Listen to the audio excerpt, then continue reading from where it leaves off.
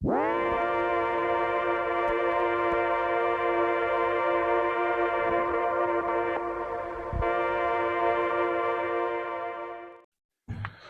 Laurence. Bonjour Jean-Marc. Alors, où allons-nous aujourd'hui? Aujourd'hui, on vous emmène à Etosha. Etosha, c'est un parc, un des plus grands parcs d'Afrique australe. Il se situe en Namibie. Alors, nous avons choisi de le traverser d'ouest en est, parce qu'ensuite nous continuons notre route vers le Botswana.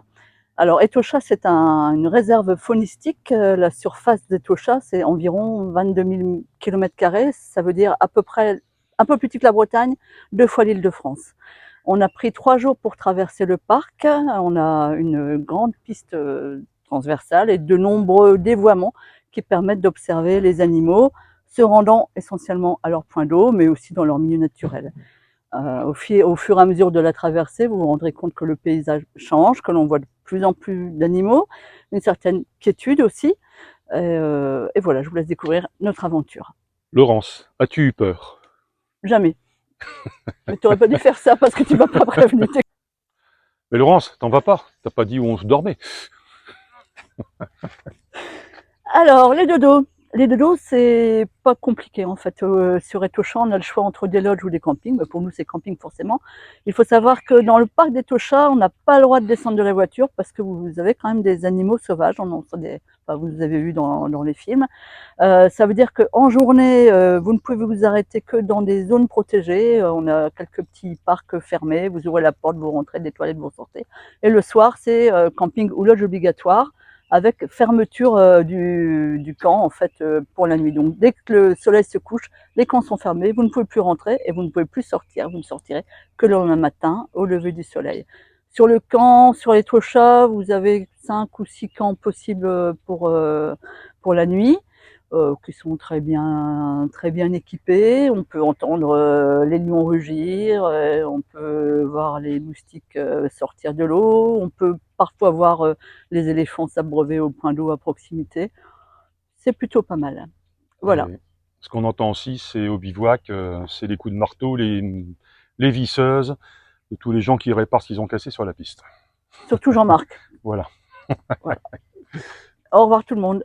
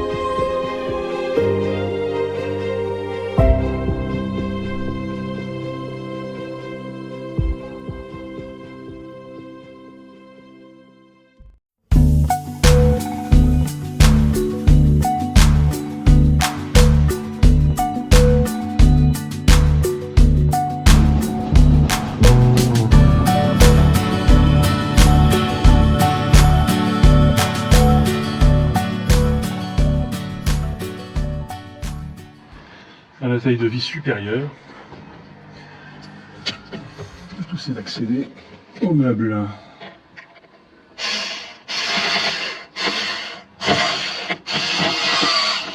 sais pas si ça va dire grand chose, mais bon.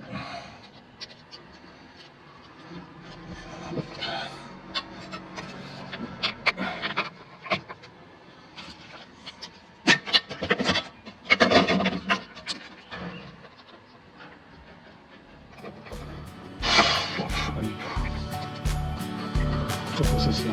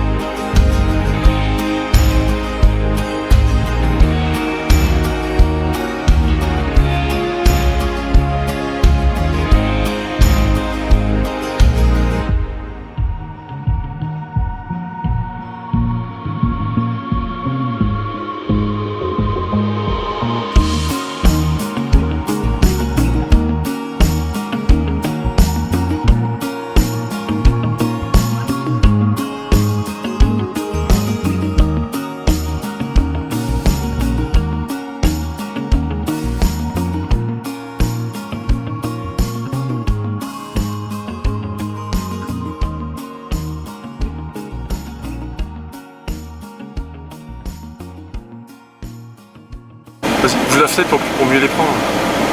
Hein? Je veux bien, mais tu le fais en même temps que moi, tu la fermes s'il y a un problème. Je veux pas laisser la fenêtre grande ouverte. Tiens, sors un peu, va. Mets-toi à côté. C'est ça, ouais. Fais une photo. Demander ton appareil photo, mais le problème.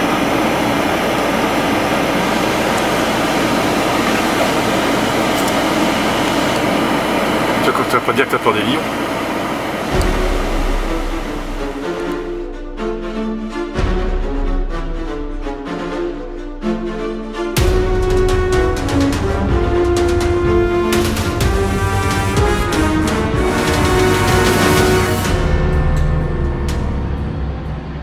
En fait,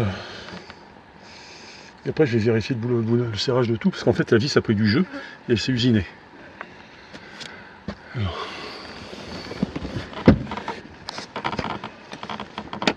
Ah, je suis pas loin.